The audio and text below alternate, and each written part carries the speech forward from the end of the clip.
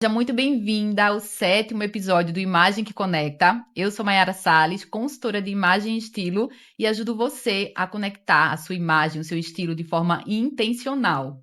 E a minha convidada de hoje é uma mulher forte, resiliente e que tem muita estratégia no mundo do empreendedorismo.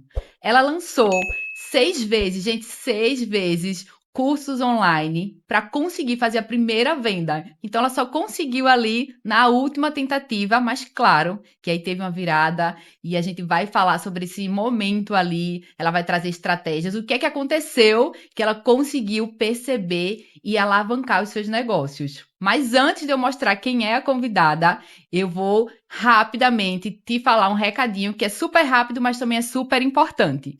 Se você é uma mulher empreendedora ou exerce um cargo de liderança, sabe o quanto a sua imagem tem poder. Mas será que ela realmente está te ajudando a alcançar seus objetivos?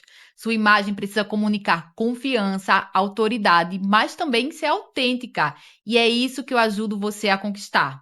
Na consultoria Imagem que Conecta, eu vou te direcionar com estratégias personalizadas, tudo pensado exclusivamente para você alinhar a sua imagem pessoal e profissional, fazendo com que você se sinta ainda mais preparada e estrategicamente posicionada para o sucesso.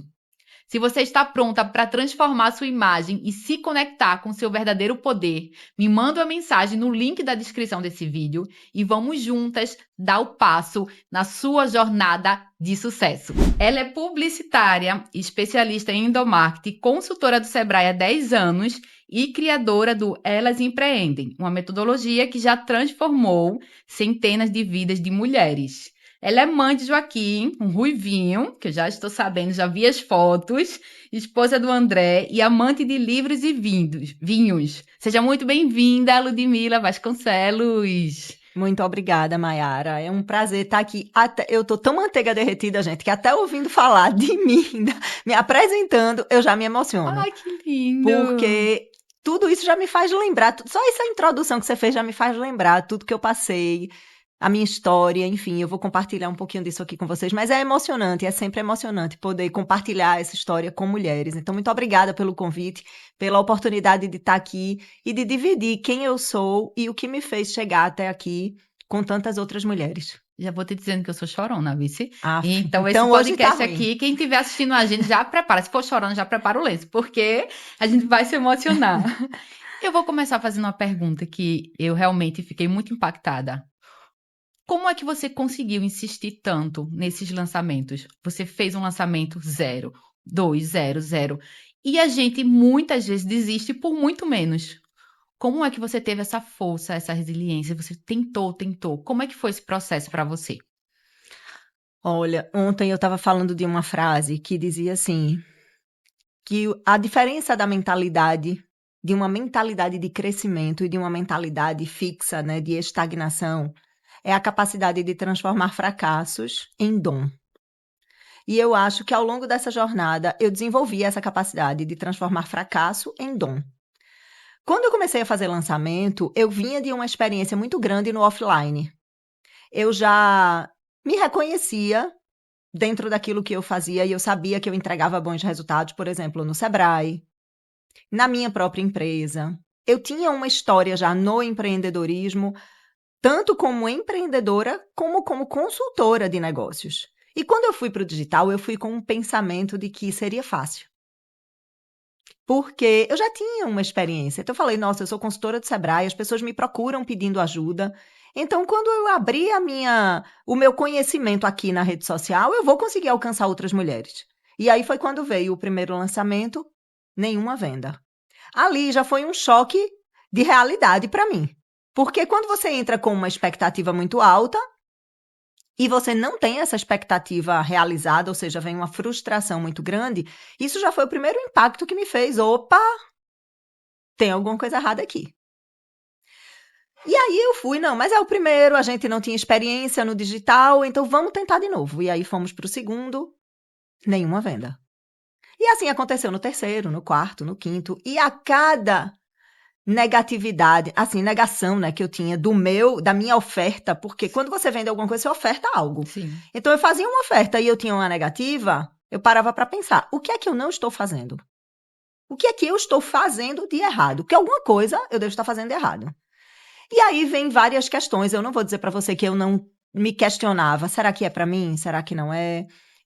Será que o meu produto é bom? Será que eu sou boa o suficiente? A síndrome da impostora que a gente tem mesmo sempre. Sempre. Então eu me questionei, mas o que me fez continuar? Hoje, naquela época talvez eu não tivesse essa consciência, mas hoje, quando eu olho para trás e eu lembro o que era que eu sentia, eu vejo que o que me fez continuar era a certeza que eu tinha de que eu precisava estar ali. Às vezes, nesse caminho aí, entre o primeiro e o sexto lançamento, eu passei 1 mês, por exemplo, sem criar conteúdo. Aí eu ficava ali mais fria, postava um story aqui, outro ali, uma coisa no feed ou outra, mas eu não estava ali investindo porque eu estava emocionalmente cansada. Mas uma coisa que eu notei olhando para trás foi que eu nunca parei de verdade. Eu sempre voltava. Eu recuperava a minha energia Descansava, e eu né? voltava, exatamente. Então eu acho que o que me fez continuar primeiro foi a certeza do que eu fazia. Porque número para mim nunca foi uma questão. Então, o que é que eu avaliava? Eu recebia mensagens de mulheres que assistiam o meu conteúdo, que tinham acesso ao meu conteúdo, e aquela mulher dizia assim: Ludmila, escutar você falando me faz não querer desistir. Aí outra vinha e dizia: Nossa, foi escutar a tua live ou um vídeo que você gravou que fez com que eu não desistisse do meu negócio, que fez com que eu desse start no meu negócio. Aí eu escutava essas coisas e eu falava: É isso que eu quero ouvir, é isso que eu quero ouvir. E no começo eram muito poucas pessoas que me diziam isso. Então isso se confunde muito com aquela coisa ali do ego, né? Será que eu quero de fato fazer isso ou eu estou aqui só porque alguém está dizendo que tá gostando, que eu sou boa e que eu tô ajudando. Então eu quero alimentar meu ego com uma pessoa que tá me dizendo isso. Mas não era isso. Porque eu notava que a minha conexão com essas mulheres, ela não estava ligada ao dinheiro. Muitas vezes eu ia no direct com essa mulher que vinha elogiar uma live e eu dizia: "E qual é o teu negócio? Me conta o que você está fazendo?" E eu não vendia, eu nem ofertava o meu produto para ela. Eu simplesmente ia lá e perguntava: "Como é que eu posso te ajudar?" E aí eu montava às vezes um plano de ação para ela: "Faz isso, faz isso." Eu chamava no WhatsApp, eu gravava um áudio. Então, assim, eu tinha uma vontade genuína de ajudar. Eu acho que o que me fez persistir foi, primeiro, a minha missão mesmo, o meu coração. Que não tem muita explicação, eu nem sei explicar. Mas o meu coração dizia que eu deveria estar ali. E a segunda coisa, a minha capacidade também de entender que eu estava errada em alguma coisa. Então, cada lançamento que eu fazia, eu reavaliava a estratégia, eu via o que eu podia melhorar. Um dia desse eu fui assistir vídeos meus antigos e eu brinquei dizendo assim: Nossa, eu não compraria de mim nem um Big Big. Sabe aquele chiclete antigo Sim, Big Big? Eu sim. não compraria, porque eu era muito ruim. Era isso que eu ia te perguntar. O Eu que é era que muito mudou ruim. o primeiro lançamento para o primeiro que você vendeu, né? No caso, foi o sexto. O que é que você mudou ali? Muita coisa. Veja, a própria experiência de você fazer, nós não somos boas, nós nos tornamos boas, né? E eu acho que a vivência, a experiência, ela faz com que você melhore. Então não tem como dizer que a Ludmila do primeiro era uma Ludmila insegura. Era uma Ludmila que no offline tinha resultados, mas estava num universo novo. Então ali, para mim, ligar uma câmera e falar olhando para mim, por exemplo, era uma coisa que eu nunca tinha feito. Eu estava acostumada a fazer palestra, olhando nos olhos das pessoas. Eu estava acostumada a fazer consultorias para 20, 30 empresários. Então, eu reunia pessoas, eu falava para a grande massa, mas eu fazia isso no off. No online, ligar uma câmera e falar para mim, sem saber quem está do outro lado, se está gostando, se não está. Então, eu tinha essa insegurança, eu não tinha habilidade com a câmera. Eu sempre fui uma pessoa de comunicação. Eu sou comunicóloga por natureza. E quando eu era pequena, eu pegava a lista telefônica do meu avô e eu ia ligando para os amigos dele para conversar com ele. Eu dizia: Olha, eu sou neta de doutor Hieron. Sério? Eu sou neta de doutor Hieron. Aí o povo fazia: O que aconteceu? O Hieron tá bem? Eu: Não, tá tudo bem, eu tô ligando só para conversar. Nossa, que E incrível. eu pegava o Então, telefone e ligava pequenininha, sei lá, 8, 9 anos.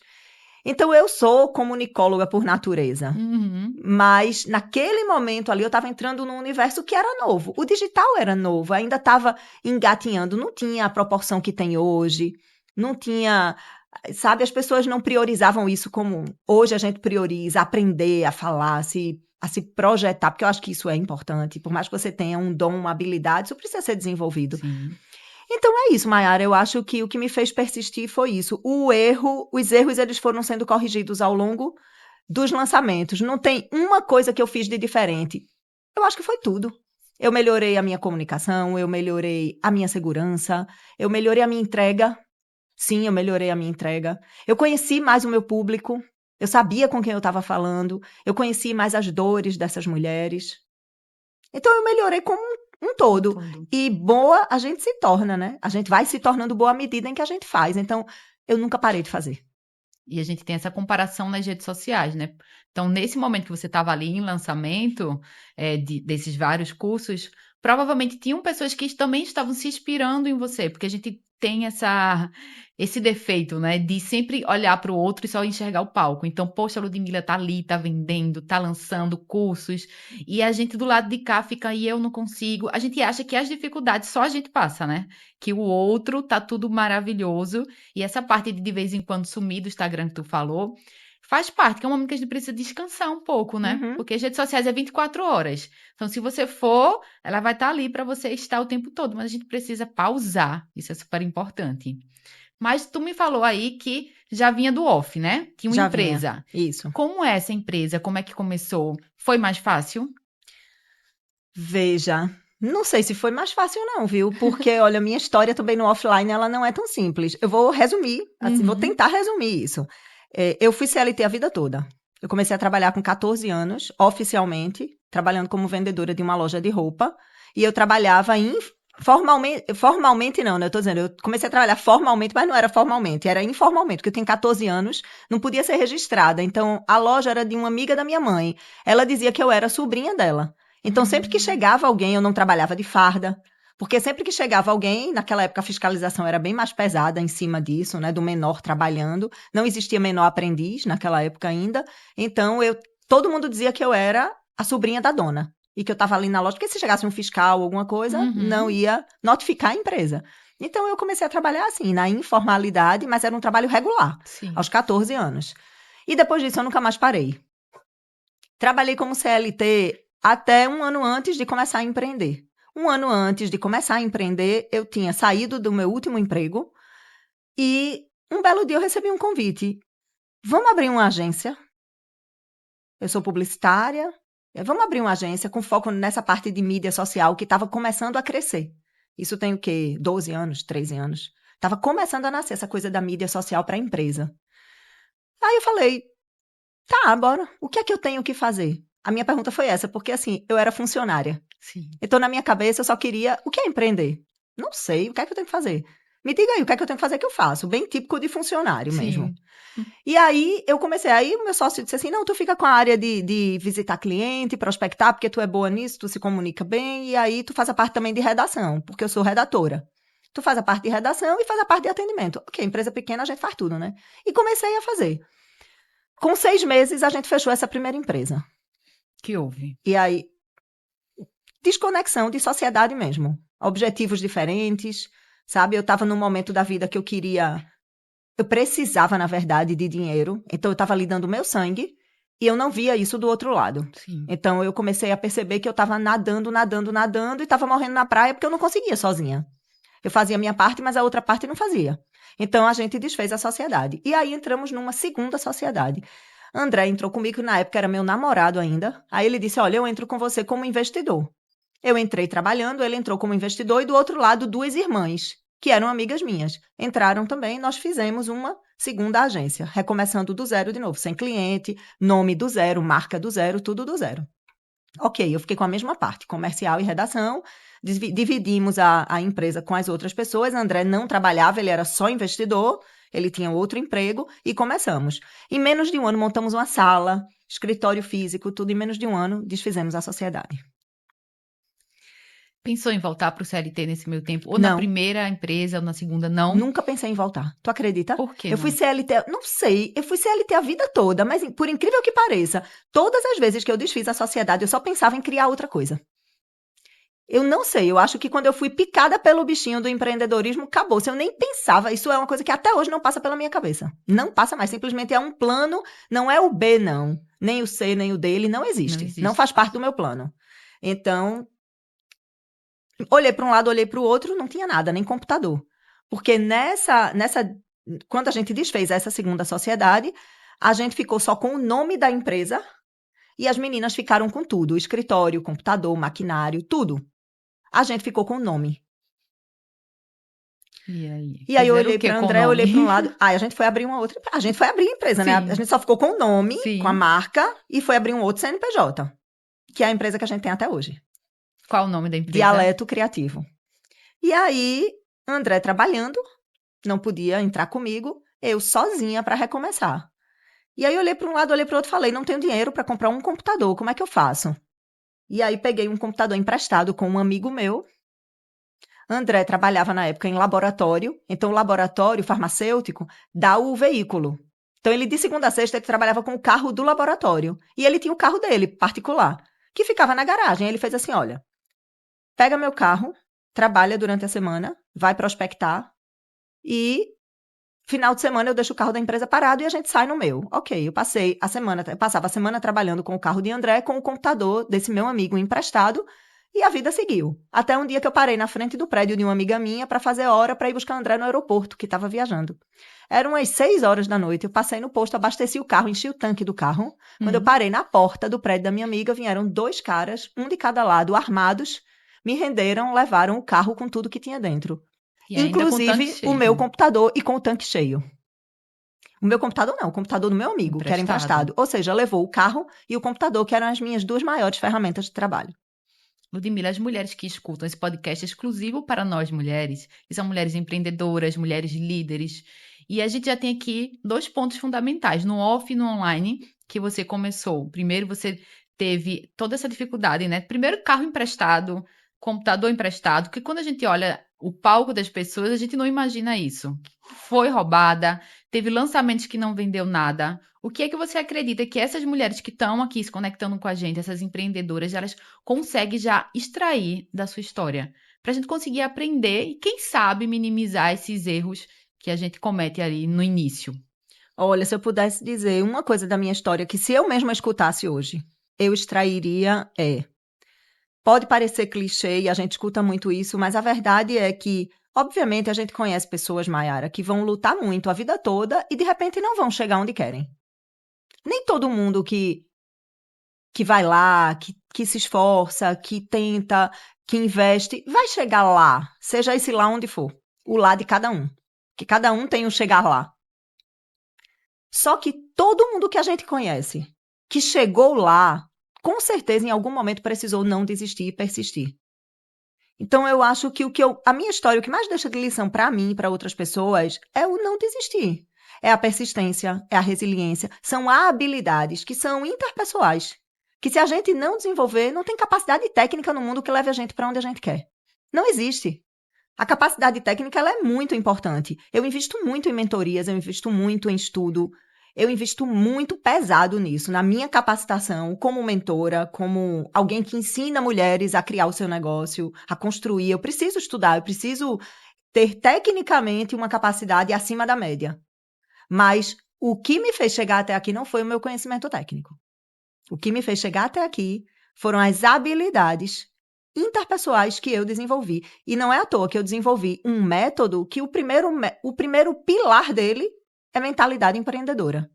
Porque eu não vou tratar de negócio com nenhuma mulher se eu não tratar dela primeiro. Fundamental, né? Antes da gente falar de negócio, ela entra, às vezes ela tá, não, mas me ajuda aqui, eu tô com essa ideia, eu digo, calma, volta, vamos pro primeiro, vamos pra base. Não se constrói um prédio pela cobertura, por mais bonita que ela seja. Se constrói um prédio pela base, pelas estacas, por você fincar ali no chão uma base sólida que vai fazer com que o crescimento seja sustentável. E no empreendedorismo, para nós mulheres, essa base emocional, de mentalidade, é muito importante. O que você, como você trabalha no Sebrae já tem o quê? 10 anos, não é isso? Quase 10, eu acho que tem 9, Lá você atende homens e mulheres, não é isso? homens e mulheres. Mas na sua mentoria, você atua exclusivamente com mulheres. Isso. O que você percebe? Qual é a diferença que você percebe quando os homens estão à frente de um negócio? Tem alguma diferença? E quando é a gente? Qual é essa diferença que você percebeu aí nesse longo trajeto que você já tem de atendimentos, de consultorias, mentorias? A multitarefa, sem dúvida. Os homens, eles são muito focados no trabalho. Só que a cabeça desse homem, ela tá voltada para o trabalho.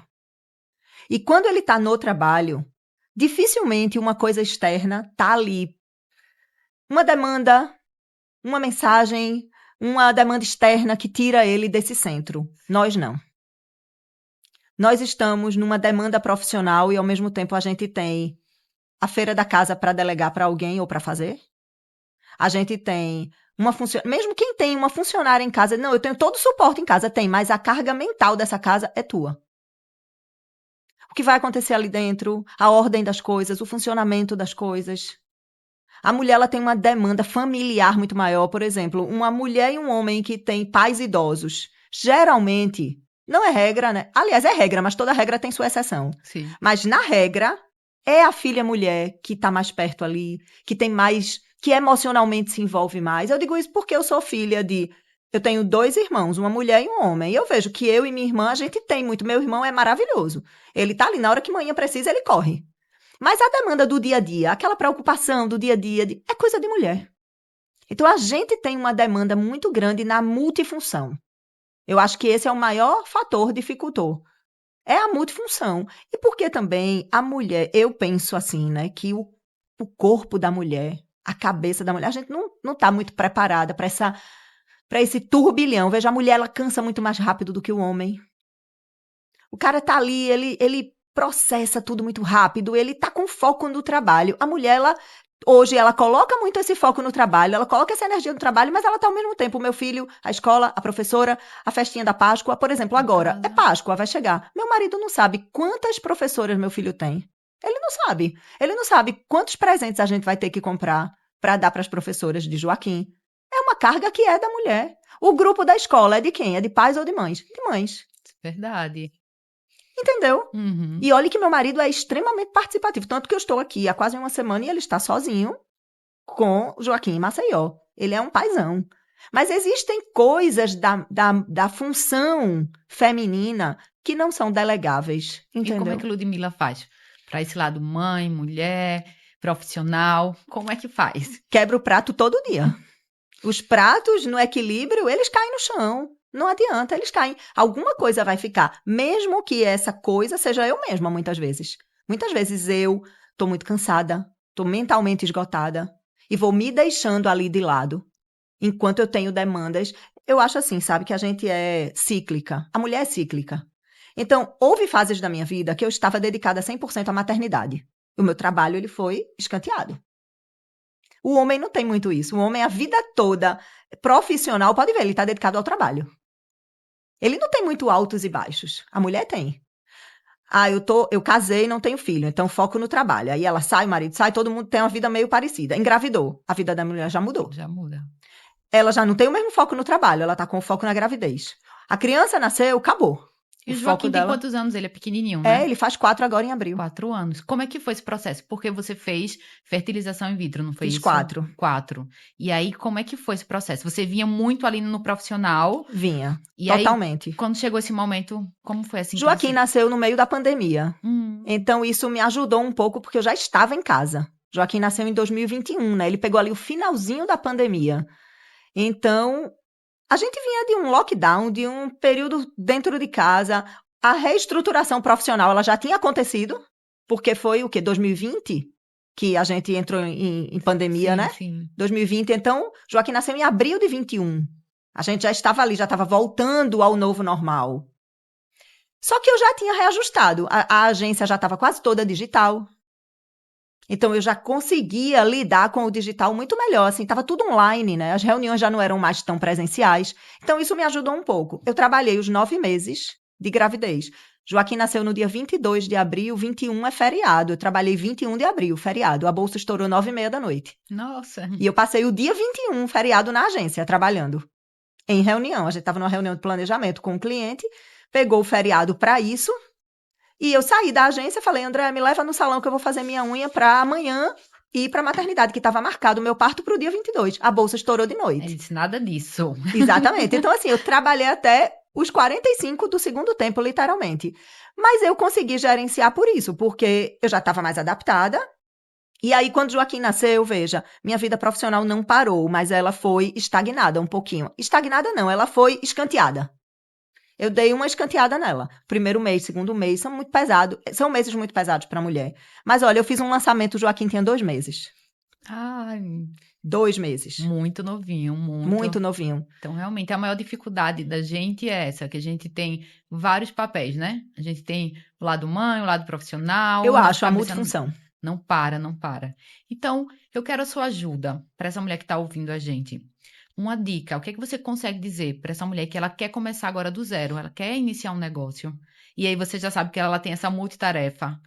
Como é, você que tem toda a expertise aí, né? Como é que a gente consegue ajudar? Como é que você consegue dar essa dica para essa mulher iniciar? Olha, a primeira coisa é traçar a prioridade dela. Entender que nós não vamos nunca conseguir dar 100% de nós em tudo que a gente faz. Em alguns momentos, nós estaremos com o pratinho da maternidade em alta. Outro momento, a gente vai ter que deixar ele um pouquinho mais baixo e dar prioridade ao lado profissional. Então, identifique se esse é o seu momento de dar prioridade ao seu pratinho profissional. Se for e você quer empreender, você quer começar um negócio do zero, a primeira coisa, se capacite, estude. Porque empreender não é intuitivo. A gente não pode empreender na intuição. Quando a gente empreende na intuição, o que é que acontece? No Brasil, Maiara, existe uma coisa chamada empreendedorismo por necessidade, que é o empreendedorismo daquela mulher que começa porque ela precisa. Então, eu não tenho tempo de me estruturar. Eu converso muito com mulheres que me dizem isso. Ludmila, eu preciso começar agora, eu preciso faturar. E o que é que eu digo para essa mulher? Eu não digo assim, não, faça uma mentoria, estude tudo, faça minuciosamente, não. Eu digo assim, vamos para a prática. Precisa vender? Vamos botar em prática um mínimo produto viável para você vender. Então, mesmo quando ela está na mentoria comigo, eu não me preocupo com a teoria logo ali de início. Eu Sim. ajudo ela a vender. Eu ajudo ela a vender. Quando passa o furacão da venda, que ela botou dinheiro no bolso e ela se acalmou, ela viu que ela pode, aí eu estruturo o negócio dela. Então, a primeira coisa, estude, busque uma forma de receber essa ajuda para que você não trilhe esse caminho sozinha. Trace as suas prioridades e identifique um plano de ação, um passo a passo, para você tirar o seu negócio do papel e colocar em prática. Não precisa ser perfeito, nenhum negócio começa perfeito. Comece com o que você tem. No Elas Empreendem, você ajuda as mulheres a isso, você mostra ali o caminho, como é que ela vai fazer ali todas as etapas, né? Então, esse é o primeiro passo, qual é o primeiro passo? Eu cheguei, como é que você vai me ajudar a faturar, a estruturar meu negócio? É mentalidade? O que é que a gente Olha, vai ver? Ou cada no uma é um mundo, caso? no mundo perfeito, no mundo perfeito, o ideal é seguir o passo a passo desse método. Esse método eu não construí da minha cabeça, eu construí baseado na minha experiência como empreendedora, como alguém que passou por isso, que começou do zero, sem saber nada, e que caiu e que perdeu tempo, dinheiro, energia. Eu criei um método baseado na minha história e baseado na minha experiência do Sebrae. Então, quando eu entro num cliente do Sebrae, todas as vezes que eu entrava e que eu via que estava ali, o negócio não estava muito bom, eu perguntava, como foi seu começo? Como você começou? Para eu entender a jornada daquela empresa. Sim. Então, a metodologia que eu criei, ela é estruturada em 4 pilares, que para mim é o passo a passo ideal. Óbvio que nem sempre o ideal é o real. Sim. Mas se você me perguntar assim, Ludmila, eu tenho tempo de fazer tudo certinho, qual é o ideal? Pronto, no mundo perfeito primeiro a gente vai trabalhar a mentalidade empreendedora, que é um módulo enorme que vai trabalhar várias coisas, várias questões, habilidades, valores, autoconhecimento, para identificar primeiro quem é esse CPF, porque o CNPJ deriva do CPF. Não tem como dissociar. Essa mulher precisa estar bem para conseguir levar o negócio dela. E ela precisa saber quem ela é, porque muitas vezes ela quer o seguinte, ela quer fazer o que está dando dinheiro, o que está na moda no mercado. Só que o que está na moda no mercado não combina com os valores dela, com as habilidades que ela tem. E a gente não é. Muita gente me pergunta assim: o que é que dá dinheiro? O que é que dá dinheiro para eu fazer? Qual é o negócio que dá dinheiro para eu abrir? Não tem negócio que dá dinheiro. Tem um negócio que você sabe fazer bem, que você gosta de fazer. Porque não é sustentável um negócio. Eu vou abrir um negócio que está dando dinheiro, está na moda, mas eu não gosto de fazer, não faz meu olho brilhar, não desenvolve as minhas melhores habilidades, não explora o que eu tenho de melhor. Não é um negócio de sucesso.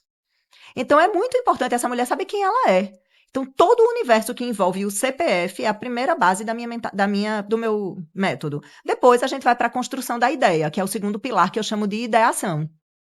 É a construção da ideia, é pegar o que é que você pensa em fazer, já com base no primeiro, é uma continuação. E aí a gente vai desenvolver essa ideia, braços de negócio. Quais são as formas que eu tenho de explorar esse mercado com o que eu faço? Por exemplo, um consultório de psicologia.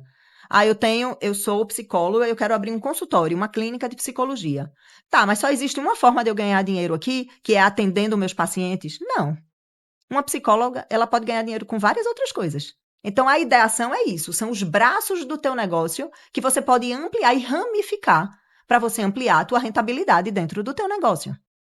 Com isso estruturado, a gente vai para o terceiro pilar, que é o plano de negócio. Aí sim, a gente vai para a parte mais técnica e mais densa do método, que é mapear esse negócio. Então, a gente vai estudar 9 quadrantes desse método, desse negócio. A gente vai pensar em parcerias, a gente vai pensar em atividade-chave, a gente vai pensar em recursos. Quais são os recursos que eu preciso? Porque muitas vezes ela quer abrir um negócio, ela acha que ela precisa de uma loja. Ela não precisa de uma loja física. Ela precisa primeiro vender, para depois ela abrir uma loja física. Então, eu preciso de um computador. É um tipo de recurso que é imprescindível. Você vai trabalhar com computador, você precisa? Então, é um dos recursos. Ter clareza disso, muitas vezes ela não tem, ela não sabe quanto ela vai gastar, ela não sabe quem é o cliente ideal dela, ela não sabe para quem ela vai vender, quais são os canais que ela vai usar para se comunicar. Ela não tem noção nenhuma de marketing, ela não tem noção nenhuma de venda. Ela acha que vender é um negócio que é vergonhoso. Então, ela não se desprendeu disso. Aí ela estrutura um negócio massa, mas ela não sabe vender. E aí, por fim, uma vez o plano de negócio construído, a gente vai para o último pilar, que é a execução. Então, veja, tudo começa na mentalidade e finaliza na execução. Mas eu tenho, Mayara, muitas alunas que começaram na execução e agora a gente está voltando. Que precisava pagar os boletos logo Exatamente. e Exatamente. para chegar por Então, essas fases, muitas vezes chega nessa agonia, né? Para exatamente. poder. Mas eu sei que tem resultado, porque a última turma do Elas Empreendem teve uma taxa de 100% de renovação. Todas continuaram com você. O que é que você acredita que esse resultado, né, essa renovação de 100%, gerou? Por que elas continuaram com a Ludmilla nesse processo? Olha, eu faço muitas mentorias, eu como aluna, tá? Sim. Então, eu nunca parei desde que eu comecei, desde antes de ter resultado, eu já era aluna de mentoria, eu já tinha mentores. E o meu nível só foi subindo de mentoria. Então, eu sou muito acompanhada por outros mentores que estão hierarquicamente acima de mim, em nível técnico de conhecimento, e que podem me ensinar. E eu extraio muito dessas mentorias para as minhas mentoreadas, para que eu, como mentora, aplique o melhor que eu posso extrair daquilo com elas. Então, eu vejo que tem alguns pontos que são fundamentais. O meu método, ele pensa o negócio de cada mulher de forma individual. Ela não tem uma sucessão de aulas para assistir e fazer sozinha. Eu estou ali pensando o negócio dela junto com ela. Então, ela tem a minha inteligência de negócio pensando o negócio dela. Então, esse meu formato de mentoria, onde o mentor está lado a lado com o aluno, eu acho que é um formato que funciona muito. Então, eu dedico boa parte dos meus resultados ao fato de eu segurar a mão dessa mulher.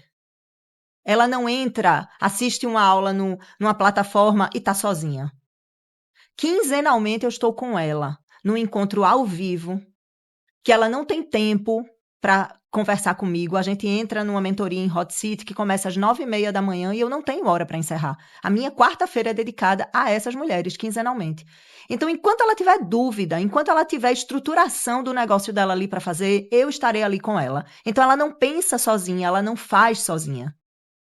E a gente vive num mundo onde as pessoas não aprenderam a empreender. Então, por isso que eu digo, esse é um grande diferencial da mentoria Elas Empreendem, porque eu vejo que as mulheres muitas vezes entram perdidas. Então, a metodologia está gravada. Ela vai assistir às aulas? Vai.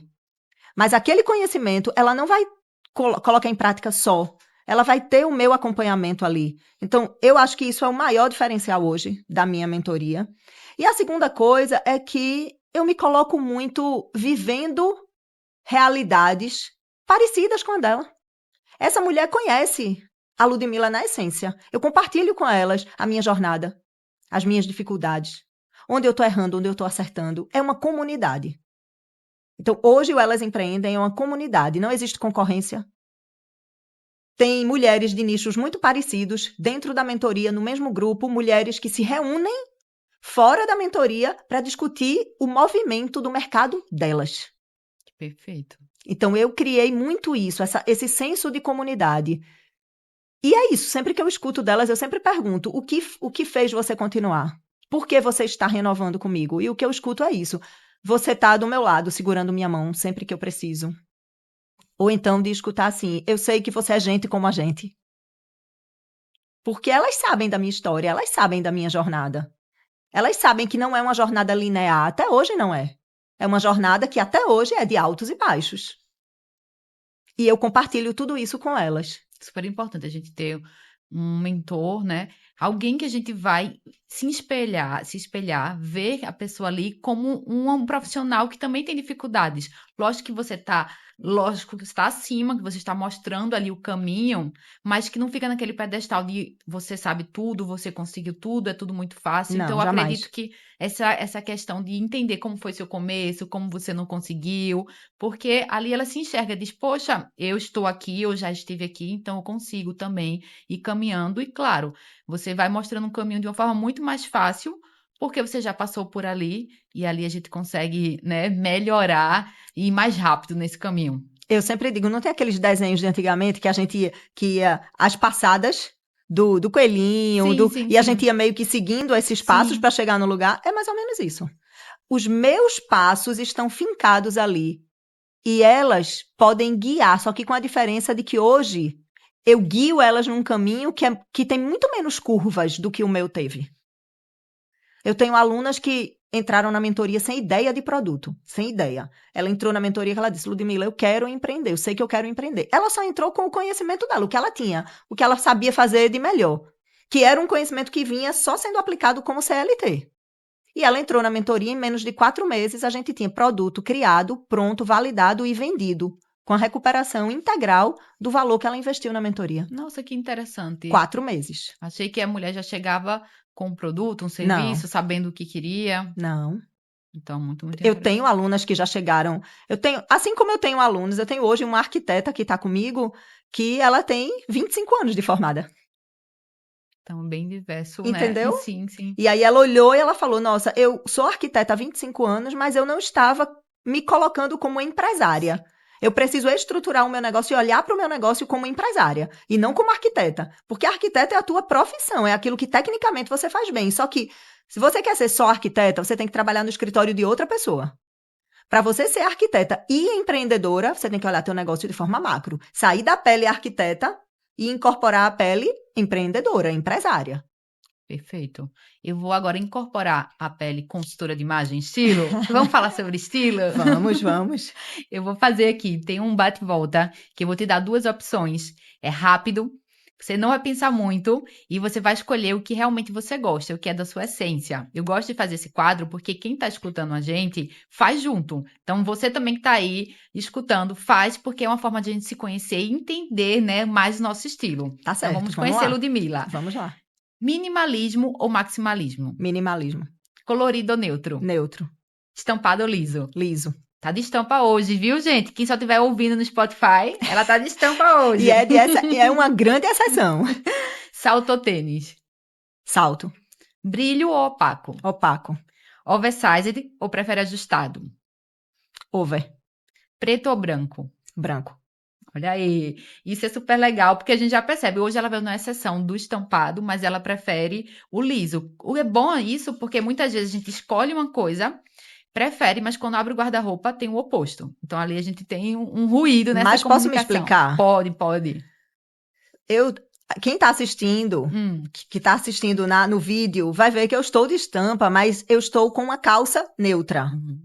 Qual é o meu problema com estampa? Eu sou uma pessoa que sou muito minimalista. E eu não sou vamos dizer que eu não tenho muita habilidade com esse negócio do estilo.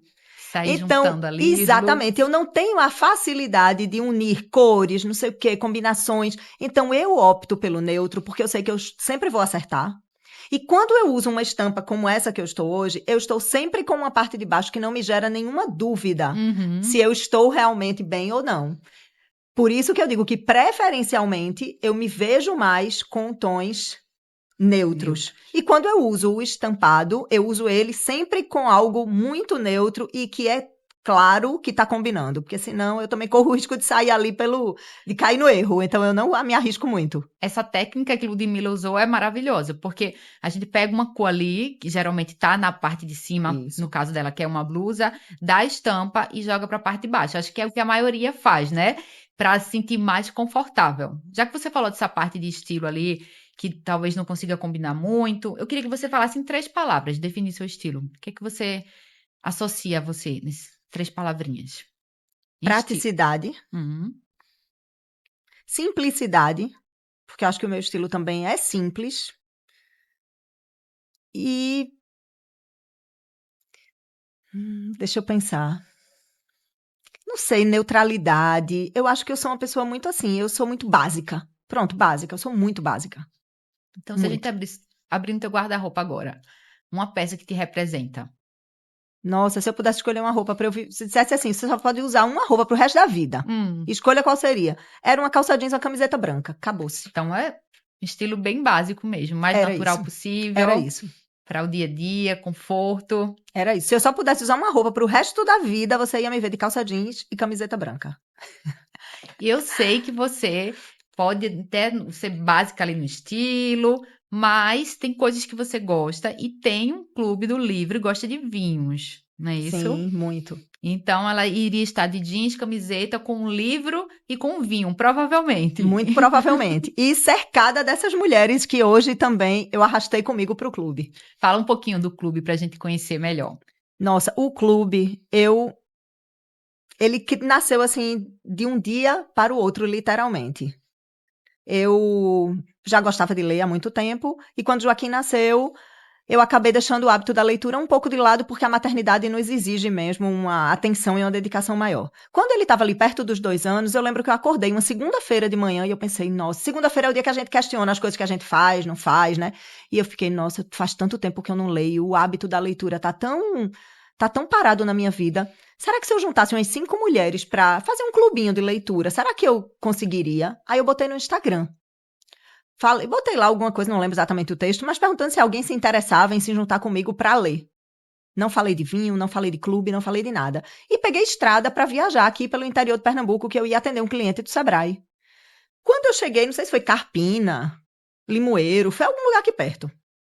Quando eu cheguei lá, que eu parei na frente do cliente, que eu peguei meu celular, meu direct estava lotado. E aí eu vi que tinha uma demanda de mulheres querendo ler, pois nesse dia eu cheguei em casa à noite, eu criei uma marca, amadoramente, que eu fiz no Canva. Imaginei como seria mais ou menos isso. Escolhi uma data, escolhi um livro, abri inscrição. No outro dia de manhã eu tinha 35 mulheres inscritas. E daí pra frente nunca mais o clube Nossa, parou. que interessante. Então tinha várias mulheres com essa mesma dor, né? Que queria ler, queria ter um Exatamente. momento. E é um momento gostoso, que é um momento só seu também, né? Que É você muito bom. desconecta. Porque a O gente clube fica é o muito tempo bom. todo no celular. E então eu quero que você indique um livro para essas mulheres que estão escutando a gente. Um livro que eu sei que você já leu muitos, mas um livro que você sabe que vai fazer sentido para quem está escutando a gente. Qual seria assim que te marcou bastante? Olha, essa pergunta é bem difícil de ser respondida, porque os 2 últimos anos eu li basicamente aí um livro por mês e foram livros que mudaram muita coisa em mim, na minha forma de pensar, na minha forma de agir também. Mas tem um livro que eu queria indicar, que eu acho que foi um livro que mexeu com todo mundo no clube. Ele foi um dos encontros presenciais, a gente debateu esse livro, eu acho que foi o encontro do ano passado, maio do ano passado, mais ou menos, que é Essencialismo, a disciplinada busca por menos. Esse livro mudou a minha forma de encarar a minha vida, como eu enxergo as coisas, como eu dedico o meu tempo, o que eu busco, onde eu coloco a minha energia. Essencialismo, basicamente, ele fala do que de fato é essencial, em você priorizar o que é essencial, você aprender a dizer não para aquilo que não vai te levar para o teu objetivo. Então, ao Sim. mesmo tempo, você precisa ter clareza do que você quer e de onde você quer chegar, para que você consiga escolher dizer sims assertivos e não que que também sejam assertivos. Porque a gente precisa dizer sim e não, e às vezes dizer não para uma coisa é dizer sim para o nosso sonho. Essencialismo, a disciplinada busca por menos. Eu acho que esse é um livro que todo mundo tem que ler. Quem empreende tem que ler, porque a empreendedora, principalmente a iniciante, ela é tudo.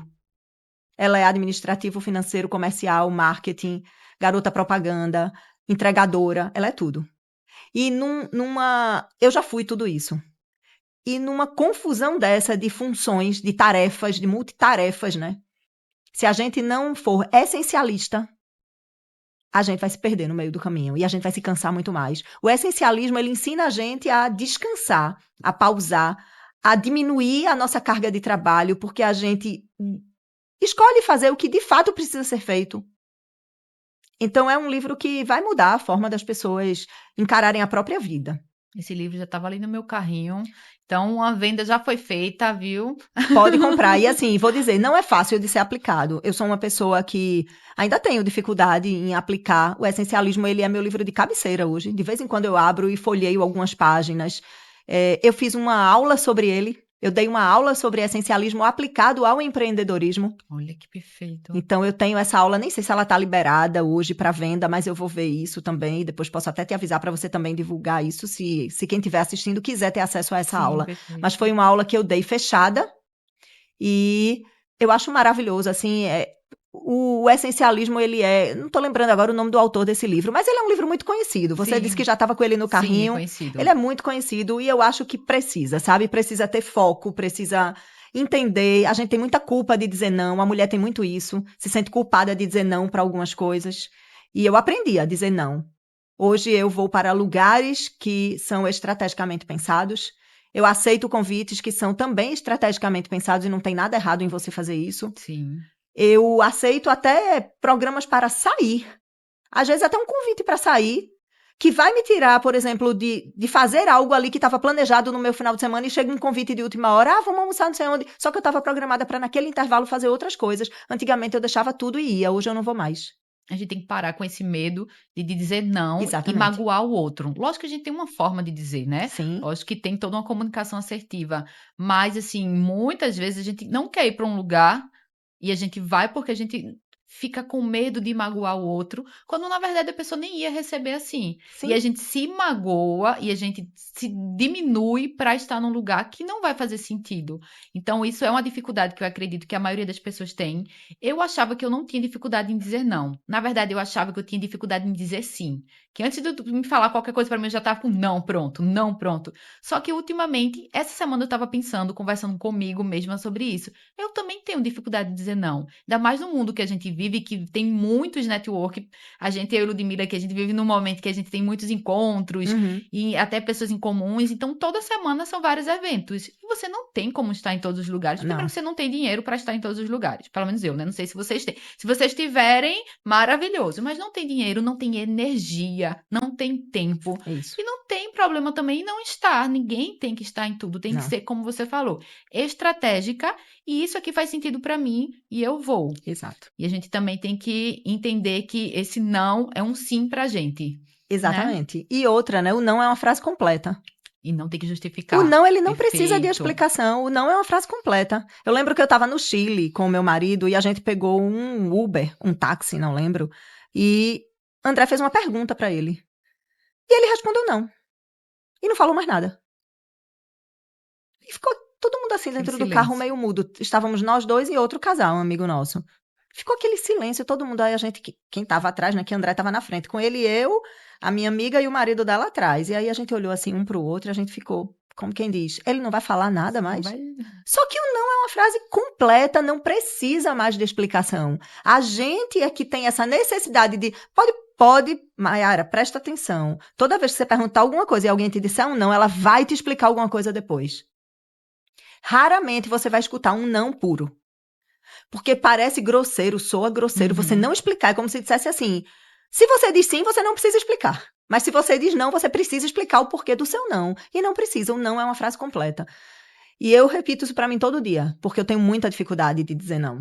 Já tive mais. Hoje confesso que depois do clube, a quantidade de livros que a gente já leu, os debates, as histórias, nossa, isso cada debate eu saio, eu vou mudando um pouquinho. Eu sou outra Ludmilla, de 2 anos para cá, depois do clube, com certeza eu sou outra pessoa.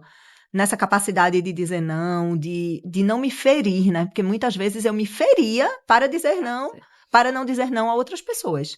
E eu não falo nem de ferir, às vezes não é nem é uma coisa tola. Alguém te dizer assim, vamos ali, e você tá com o pé machucado, doendo, você não quer andar, e você vai.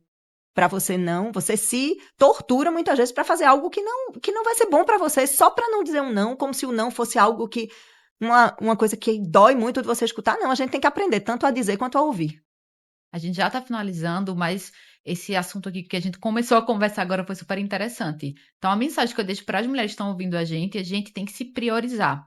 Eu vejo muita dificuldade nos meus atendimentos, que eu atendo de forma geral mais mulheres, é que as mulheres ela têm esse problema de se colocar em primeiro lugar. Então, eu vou colocar em primeiro lugar minha família, meu filho, meu negócio, quando na verdade a gente primeiro tem que se priorizar, aprender a dizer não sem justificar, porque assim a gente fica bem e a gente cuida dos outros, e a gente cuida do nosso negócio e a gente consegue dizer sim por completo, né? Dizer sim quando realmente a gente quer estar em algum lugar, ou conhecer alguém, ou começar um projeto. Uhum.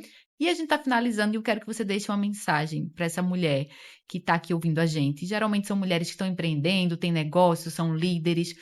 Como é que você consegue ajudar com uma mensagem aí para essa mulher? Olha, a gente está fechando também o mês da mulher, né? Verdade. E nesse mês onde os olhares estão muito voltados para a gente, o que eu digo para essa mulher é a mesma coisa que eu digo para mim todos os dias. Que eu aprenda a ter a delicadeza de servir ao outro, porque eu acho que a gente também está nesse mundo para servir, para dar o nosso melhor para o outro, seja a nossa família, os nossos amigos, as pessoas que precisam da gente. Eu acho que servir é muito bonito. Eu gosto de servir. Eu gosto de fazer uma mesa bonita para o meu marido, para o meu filho tomar café da manhã, sabe? Eu gosto de fazer uma mesa bonita para mim. Às vezes eu tô sozinha, André não tá em casa, Joaquim não tá em casa, vou almoçar só, mas eu faço minha mesa, eu boto tudo que eu preciso ali, eu sento, eu boto uma música e eu almoço sozinha num lugar bonito, que eu vou me sentir bem. Então, que a gente tenha esse olhar de servir ao outro e a nós, sem perder a capacidade também de se priorizar, de entender o seu limite, de entender que você vai ser melhor para o outro, quanto melhor você estiver. Né? Então, quanto melhor você está, você vai ser uma mãe melhor, uma esposa melhor, uma amiga melhor, uma filha melhor, menos impaciente, menos intolerante, porque quando a gente não está bem, a gente também começa a espalhar as nossas feridas por aí. Sim. Então, ter essa difícil arte de equilibrar o se doar, porque eu acho lindo você se doar, você servir, você fazer pelo outro, você ter esse sentimento altruísta mesmo, e ao mesmo tempo equilibrar a balança do alto amor, porque também é bíblico, né? Amar ao próximo como a si mesmo. Então a gente só pode amar o outro quando a gente se ama. A gente só pode dar o melhor ao outro quando a gente dá o melhor pra gente. Não é egoísmo. É você também se priorizar, se colocar no centro da sua vida, porque existem coisas que só você pode fazer por você. Então esse é o meu recado. E eu quero saber como é que o pessoal vai te achar nas redes sociais, quem está escutando aqui a gente e ouvindo. Vamos lá, meu Instagram, Ludmilla. Aí, minha gente, minha mãe botou, né? Demudo com 2 L's no final. Uhum. Mas vocês vão me encontrar fácil. Então, Ludmilla com Demudo, 2 L's, Vasconcelos, underline no final. E vai aparecer aí na tela. Se você estiver assistindo, você já vai visualizar. Então, Ludmila, muito obrigada por compartilhar sua história, que é super inspiradora, por compartilhar técnicas aí para essas mulheres estarem aprendendo, alavancarem, por compartilhar o livro que eu irei ler, pode ter certeza. E quem também lê aí, conta pra gente, né? Manda feedback no direct pra gente, ou comenta aqui no vídeo, pra gente saber que fez sentido. Então, muito, muito obrigada, gratidão. E você que ficou com a gente até o final dessa conversa, então gostou, então compartilha, se inscreve e muito obrigada. Até o próximo episódio. Obrigada. Tchau, tchau.